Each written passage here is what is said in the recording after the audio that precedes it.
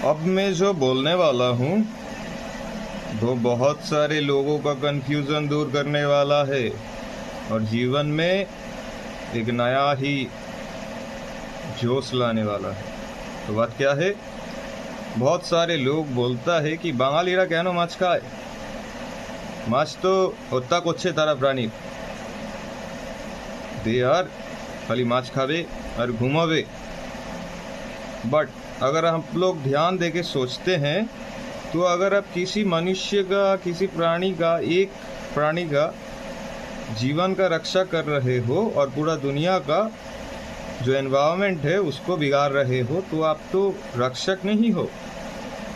रक्षक कौन होता है? जो असली मूल्य में जानता है कि रक्षा करना क्या है, और वो है हमारे मदर नेचर, उसका रक्षा करना।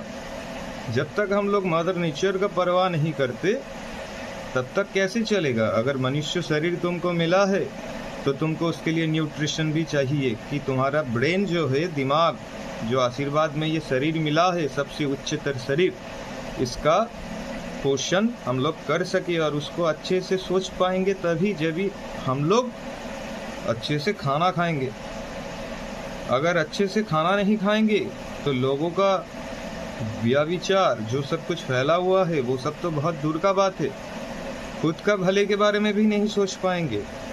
गट्स के साथ हम लोगों का ब्रेन का डायरेक्ट कनेक्शन है, तो हम लोगों को चाहिए कि हम लोगों को न्यूट्रिशन मिले। और मछली, दुनिया में 3 भाग पानी है और 1 भाग स्थल है, और उस हिसाब से इतनी सारे मछलियां हैं कि हम लोग खा खा के खत्म नहीं कर सकते। उससे क्या होगा? हम लोग अच्छी तरह से सोच पाएंगे।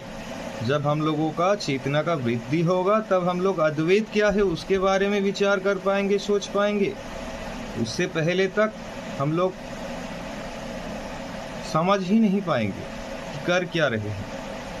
तो इसीलिए सबसे पहले खुद को दृढ़ बनाओ, खुद को शक्तिशाली बनाओ, और उसके लिए लगेगा खाना। उस खाने से मिलेगा तुमको एनर्जी। अब ये एनर्जी को कैसे इस्तेमाल करोगे झगड़ा करने में या खुद के जीवन को प्रसिद्ध बनाने में, वो तो तुम्हारे हाथ में है मेरे बालक। उस हिसाब से तुमको चलना पड़ेगा। और ये जो झगड़ा करते हो इधर उधर, ये इसको मारना नहीं चाहिए, उसको मारना नहीं चाहिए, एकदम सही बात करते हो। प्राणी होके प्राणी का हानि नहीं करना चाहिए, लेकिन दुनिया के बारे में भी सोचना है। अगर मनुष्य जन्म मिला है तो उसको कैसे उपयोगी बनाया जाए, बेहतर से बेहतर, उस दिशा में काम करना चाहिए। एक समय के बाद तो तुमको कि कोई भी खाना तुमको अट्रैक्ट नहीं करेगा, तुम्हारा लालसा ही खत्म हो जाएगा। लेकिन उसके लिए दिमाग का, मेंटल स्टेट का वृद्धि होना जरूरी है। तो मुझे लगता है कि आप लोगों को समझ में आ गया कि क्यों बंगाली लोग इतना सोच सकते हैं, भगवान को बहुत अच्छी तरह से समझ सकते हैं। क्योंकि ऐसा देखा जाता है जिन लोगों को इंसान नहीं समझ पाते वो लोग ही सबसे ज्यादा भगवान को समझते हैं।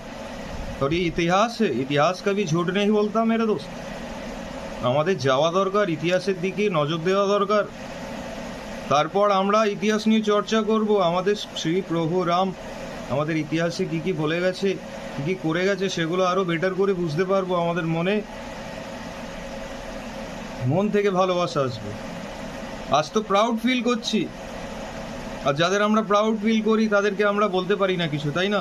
কিন্তু যখন আমাদের ভালোবাসা হয়ে যায়, কারোর সাথে ভালোবাসি, যে কোনো ভাবে তার ভালো চাই, তখন আমরা আর হিসেব করি না যে তার কেমন লাগছে আমার কথাটা শুনে। তখন শুধু আমরা তার ভালো চাই, ভালোর জন্য বলি।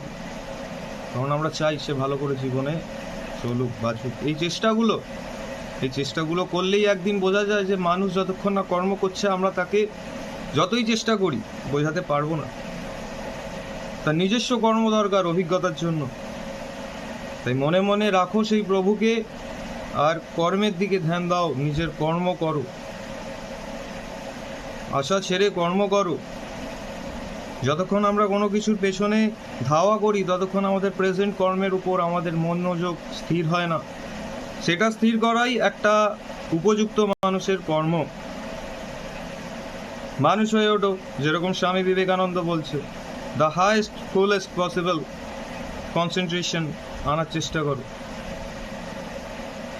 যে কোনো কাজে।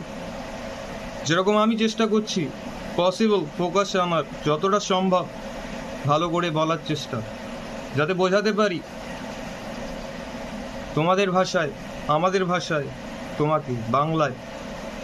আর অনেকেরই বোঝা দরকার বাংলা, আমি হিন্দিতেও কিছু ওয়ার্ড বলেছি, কারণ তাদেরও বোঝা উচিত, দেখা উচিত।